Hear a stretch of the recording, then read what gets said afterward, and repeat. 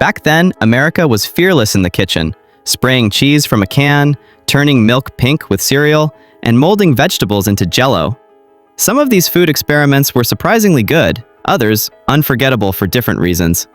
Today, let's step back into those kitchens, grocery aisles, and family dinners and rediscover the strange food fads that came and went, but still live on in our memories.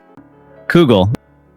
If you were a kid in the early 70s, you may remember Kugel, a peanut butter that came in playful flavors like chocolate, cinnamon, vanilla, and banana.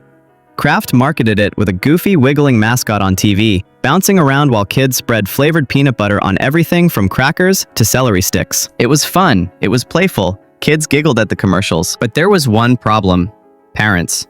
Peanut butter in America was a sacred staple. Simple, wholesome, familiar. Adding dessert-like flavors made it feel more like candy disguised as lunch. And as artificial flavors fell out of favor, Kugel's charm evaporated. Yet, even today, some adults smile remembering the jar, and the feeling of being a kid in a decade when everything suddenly seemed brighter, sweeter, and more playful.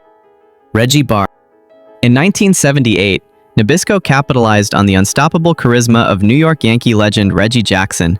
They rolled out the Reggie Bar, a thick puck-shaped treat loaded with peanuts, caramel, and chocolate.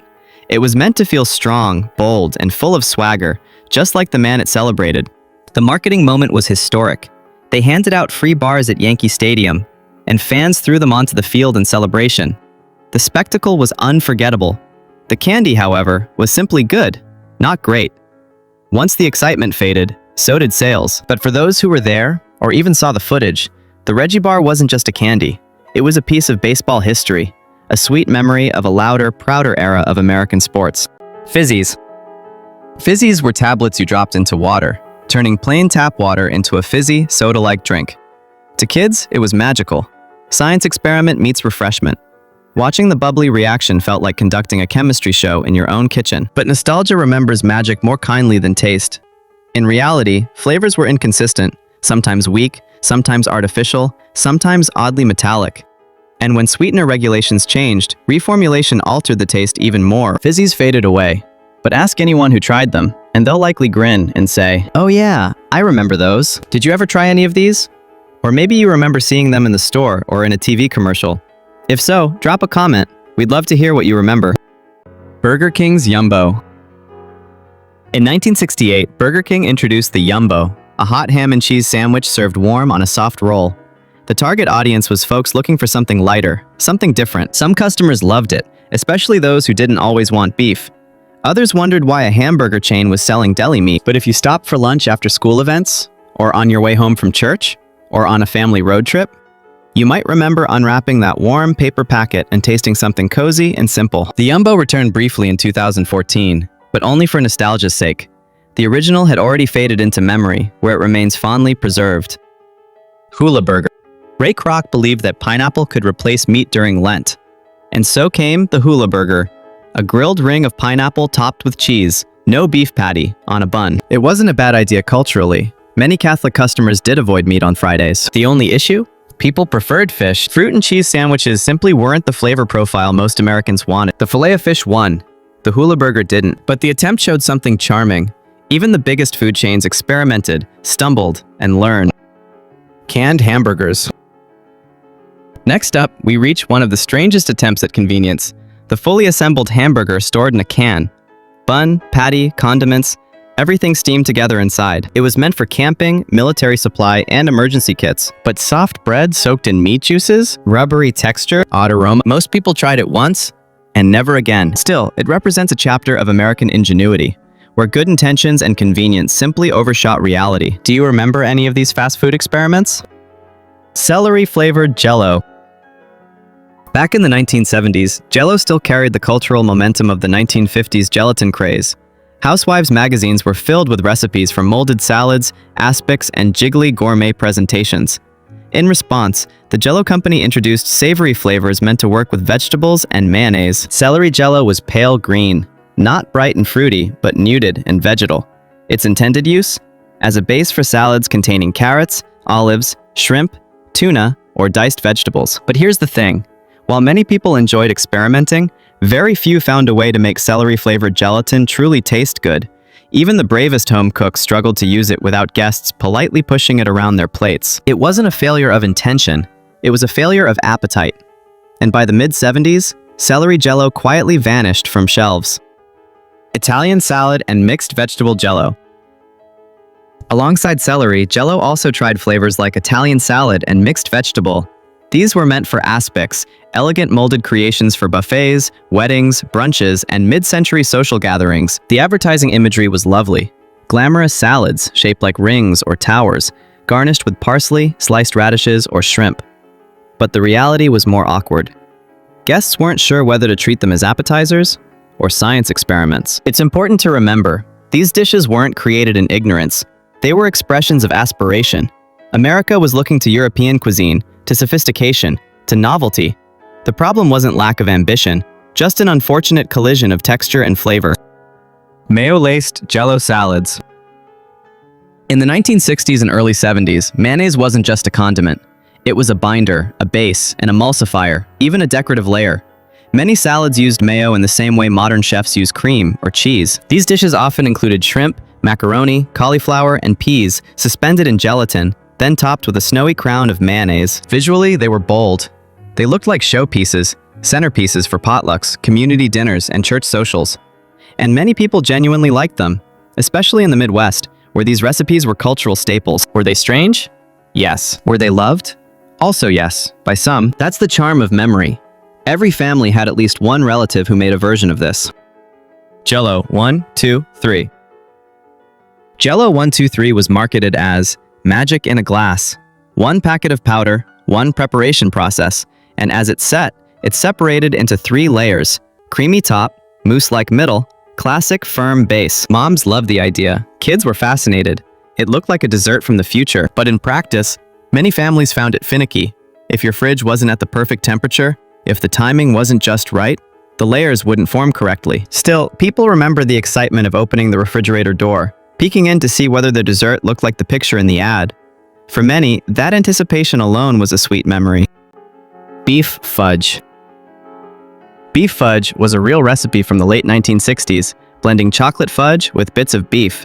The idea was rooted in the sweet-savory pairing concept, like salted caramel or bacon maple combinations today, but the execution was challenging. People expected chocolate fudge to melt on the tongue, smooth and sweet. Instead, they encountered tiny flecks of meat, chewy and salty. Most families tried it once as a novelty. Some cooks quietly never spoke of it again. But there's something endearing about it too, the courage to try something new. Families laughed together, grimaced together, and remembered it forever. Did your family ever make one of these gelatin-based creations? Deviled rice. Straight out of Miss Fluffy's rice cookbook, deviled rice was a mix of cooked rice, green peppers, onions, sour cream, Worcestershire sauce, mustard, pimentos, and currant jelly. It created a texture that was neither creamy nor firm, more like a thick, tangy mash. The flavor was confusing, part spicy, part sweet, part sour, but we shouldn't laugh at people who made it. They were trying something new, something fashionable. They saw a recipe in a magazine and wanted to impress guests, to bring something modern to the table. Even if it backfired, it came from a spirit of care. Fish meringue pie. Fish pie topped with whipped meringue might sound shocking today, but it came from an era when cooks were still exploring how to elevate humble ingredients. With whitefish inside and fluffy meringue on top, it played with contrast, salty versus sweet, creamy versus airy. Some recipes added bacon or tomato to balance the flavors. Many people couldn't quite get used to it, but you can imagine somebody's grandmother preparing it with pride, expecting it to be elegant. Even if taste buds disagreed, love and effort went into it, and that's what stays in memory. Ham in gelatin and aspic-style meat displays. Ham slices, olives, carrots, all suspended in gelatin, might look strange now, but in the mid-century culinary world, aspics were fashionable. They showed structure, composition, technical skill. They communicated refinement. These dishes weren't failures. They were art forms of their time. If you saw one of these at a formal dinner or reception, it meant the host had put in work, carefully assembling ingredients for presentation and effect. Today, it may look odd, but back then, it looked impressive. The green Jell-O with grated cheese and nuts. Green Jell-O, usually lime or lemon lime, was occasionally mixed with cottage cheese, pineapple, walnuts, or coconut shavings. Kids might have looked at it funny, but adults often enjoyed the contrast. Tangy, creamy, nutty, sweet. It's a reminder that tastes evolve. What is unusual to one generation can be comforting to another. And even if kids at the table poked at it with suspicion, many parents saw it as a treat. Tomato aspic. Tomato aspic was a molded gelatin made with tomato juice and spices, sometimes served with shrimp, lettuce, or sour cream. It appealed to older generations who grew up with savory gelatin dishes in the 1930s and 40s. The younger generation, however, especially baby boomers, saw it as something odd or old-fashioned. This generational divide is fascinating. Sometimes the food isn't rejected because it tastes bad, but because culture changes faster than taste buds. Which of these gelatin-era foods do you remember seeing? Were you someone who enjoyed them, or someone who tried to avoid them on your plate? The Whaler. Before the BK Big Fish, there was the Whaler, a humble fish sandwich that quietly existed on the Burger King menu in the late 60s and 70s. It had tartar sauce, shredded lettuce, and a crisp fried fish patty on a bun. It wasn't extraordinary, but it was satisfying. The Whaler struggled, not because it was bad, but because Burger King's identity was beef. Their brand was built on flame-grilled burgers, so the fish sandwich lived in the shadow of the Whopper. Still, for families during Lent, the Whaler was a little tradition, one that some people still remember with affection. Muggo lunch. Before microwavable soup cups, before instant ramen, came Muggo lunch from Betty Crocker in 1976. Just pour in boiling water, and like magic, you had mac and cheese, spaghetti and sauce, or beef noodles. It wasn't gourmet, but it fit the times. Women were entering the workforce in greater numbers, kids were preparing more meals on their own, and convenience was everything. For some, Muggo lunch tasted like freedom. I don't need to cook. I just need a kettle and a cup. For others, it was a bit bland. Eventually, granola bars and microwavable noodles replaced it. But many remember those packets with nostalgia, because behind the flavor was a changing America. Space food sticks. In the space race era, anything connected to NASA carried instant credibility. Pillsbury introduced space food sticks, chewy, dense nutrition bars inspired by what astronauts ate. Kids loved them, because the dream of being an astronaut was real, tangible, exciting. But as the novelty wore off, space food sticks didn't hold up as a snack. They were rubbery, muted in flavor, and couldn't compete with candy bars or granola bars. Still, for many who grew up during Apollo missions, eating a space food stick was a tiny taste of the cosmos. Snackmate. In the 1970s, Kraft introduced Snackmate, an aerosol cheese spread that you sprayed like whipped cream, but onto crackers or celery sticks. Kids loved the spray action. Click, psh, cheese ribbon. To adults, it was a neat trick for parties or quick snacks. But over time, health awareness rose. Artificial ingredients, sodium levels, preservatives, and as America began reading labels, Snackmate quietly became less of a novelty and more of a guilty pleasure. Even today, people smile remembering spraying cheese in zigzag patterns, or straight into the mouth when nobody was watching. Hot dog casserole. This dish combines sliced hot dogs, elbow macaroni, cheese, and sometimes canned vegetables, baked together until it became a hearty, melty block of comfort food. It wasn't elegant, but it was economical. When times were lean, and kids were many, and hours were short, a mother could make one casserole that fed a whole table. Look past the odd combination, and you'll see the love in it. It was warm. It was filling. It stretched a budget. And meals like that are never failures. Hamburger pie. This dish layered ground beef with cheese, onions, and sometimes potatoes, turning a sandwich into a casserole-style dinner. It was classic Americana in a baking dish. Some families adored it. Others preferred their burger between buns. But no matter the reaction, it made people gather around the dinner table. And in the end, that's what matters. Because the value of a dish isn't in its Michelin rating. It's in the memories it anchors. Did your family have a creative dish? Something unusual that you remember from childhood dinners? We'd love to hear about it. Cabbage rolls. Cabbage rolls came to America through immigrant families, Eastern European, Jewish, German, Irish, and Polish communities. They were little bundles of rice, meat, and vegetables wrapped in cabbage leaves, hearty, humble, and resourceful. Some kids grew up loving them, drenched in tomato sauce or gravy.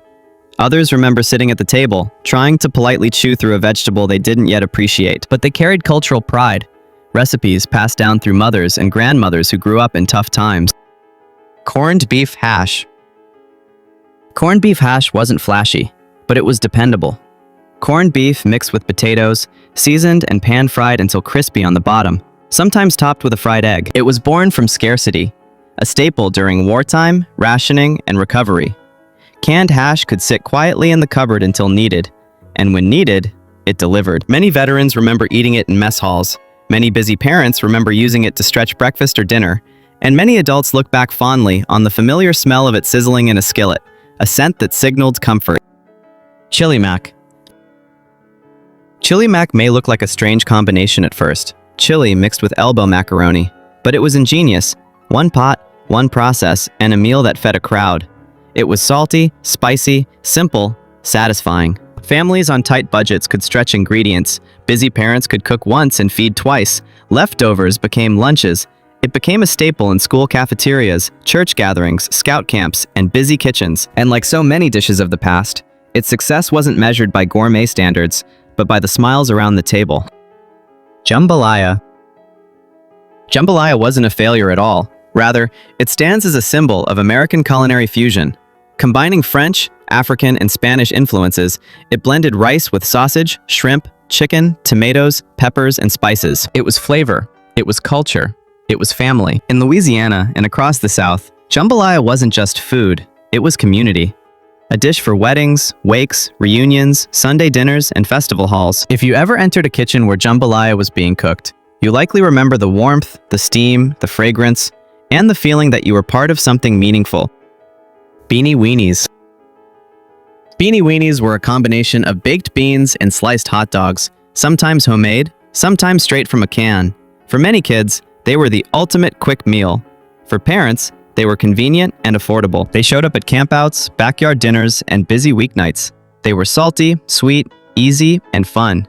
Today, they're sometimes chuckled at, but at the time, they were lifelines for busy families. If you ever opened a can with a manual can opener and heated beanie weenies in a saucepan, you're probably smiling right now.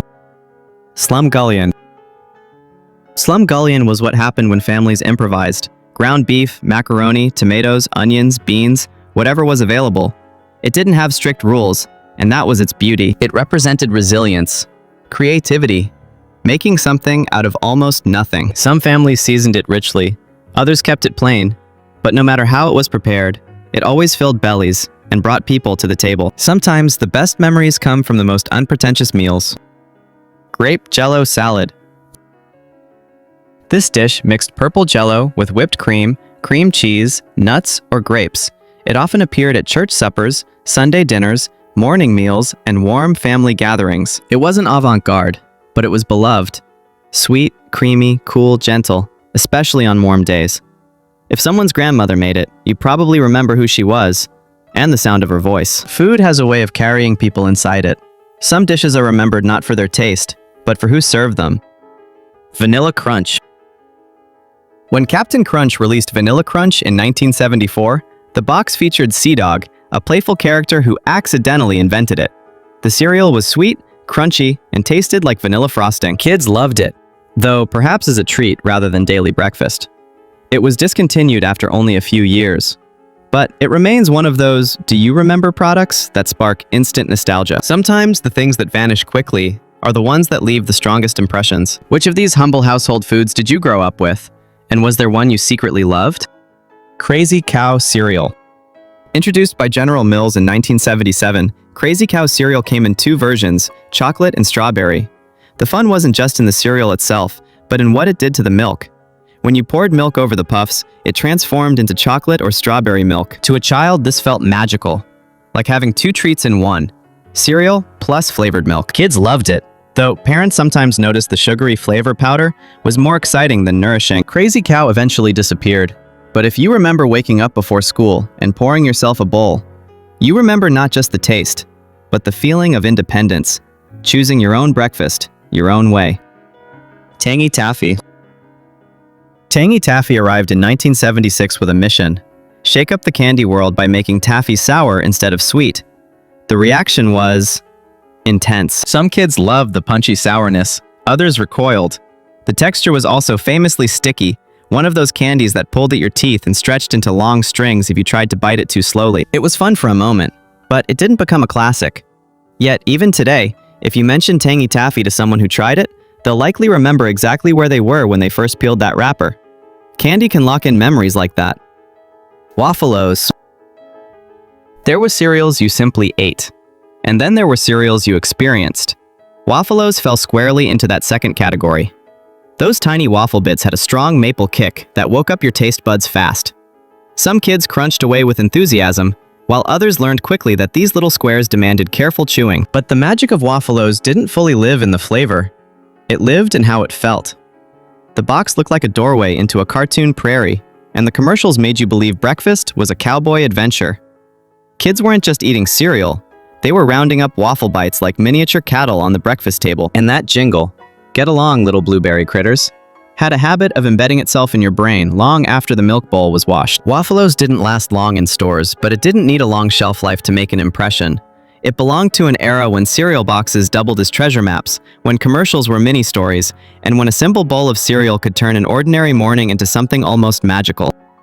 7-Up salad. Back in the 1960s and early 70s, America had a fascination with Jell-O desserts, and the 7-Up salad was one of the most beloved oddities. Imagine lemon-flavored gelatin mixed with canned fruit cocktail, crushed pineapple, marshmallows, and, yes, actual 7-Up soda poured right into the mixture. The carbonation made the Jell-O puff slightly as it set, creating a soft, airy, almost mousse-like texture.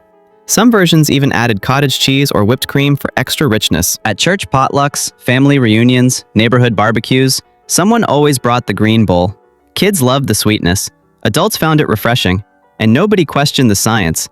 It was simply just how Grandma made it. Even if tastes have changed, and today's diners might look at it with curiosity, 7-Up salad lives on in memory because of the people who made it, the aunt who always brought it, the grandmother who swore by it, the family table where it always disappeared quickly. Banana and Miracle Whip sandwiches. This humble sandwich was already old-fashioned by the 1960s, but many families still ate it. You'd spread white bread with Miracle Whip, sweeter than real mayonnaise, then layer slices of ripe banana on top.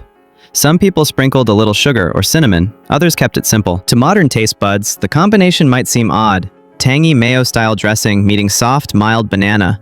But to earlier generations, it was a cheap, filling, and oddly comforting treat. It satisfied a sweet craving without the cost of deli meat or cheese. If your mom or regular parent grew up during the Depression or wartime rationing, this sandwich wasn't strange, it was nostalgic.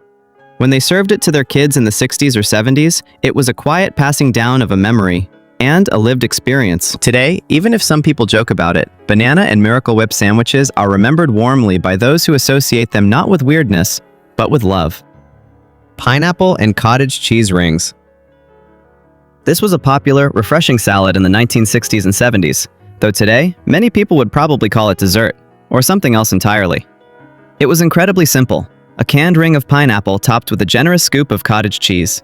Sometimes it was sprinkled with paprika, sometimes garnished with maraschino cherries, sometimes drizzled with honey. It was served at lunches, luncheons, potlucks, and backyard gatherings, especially in the summertime. To kids, it looked peculiar. Fruit and cheese wasn't the most obvious pairing, but adults swore by it. Sweet, tangy, creamy, and bright. This dish reflected the era's fascination with balanced plates. A little protein, a little fruit, a little elegance. For many moms and grandmothers, it was a reliable side dish that could be assembled in seconds. No cooking, no fuss. Just open the can, scoop the cheese, and you had something respectable to serve. Even if modern palates have shifted, pineapple and cottage cheese rings remain a symbol of mid-century practicality, the ability to make something memorable out of everyday ingredients, and the warmth of meals shared around simple tables. Ambrosia salad. Ambrosia salad wasn't just a dessert. It was a celebration. A bowl of coconut flakes, mandarin oranges, mini marshmallows, whipped cream, cherries, and sometimes crushed pineapple. It wasn't elegant, but it felt special. This was the dish that appeared on holiday tables, Easter Sundays, summer picnics, and family gatherings. It was the dessert every child looked forward to, the one they snuck bites of in the kitchen before dinner. Sweet, fluffy, fruit-filled, it somehow tasted like sunshine and childhood itself. Every family had their variation. Some added pecans, some added sour cream for tang, some dyed it pink with a splash of cherry juice. But no matter the version, ambrosia salad was more than a recipe. It was a tradition. And today, when people remember it, they don't just recall the flavor, they remember who made it. The grandmother stirring it in a big glass bowl, the aunt laughing as she added just a few more marshmallows, the kids trying to steal spoonfuls before it reached the table. Why were Americans so effortlessly slim just a few decades ago? Walk into any American neighborhood in the mid-1970s and you'd notice it immediately. People were leaner. Old family photos show dads mowing lawns, moms cooking simple dinners, and kids flying down sidewalks on their bikes. It wasn't dieting or gym culture. America simply lived differently. Smaller plates, real food, constant movement, and a world untouched by supersizing quietly shaped a naturally thin generation. Today, let's step back into that simpler America and uncover the surprising truth behind it. Food journey with us. If any of these strange creations brought back a memory, good or bad, we'd love to hear about it in the comments. Don't forget to like, subscribe, and join us next time as we revisit more moments from a world that's gone, but never forgotten.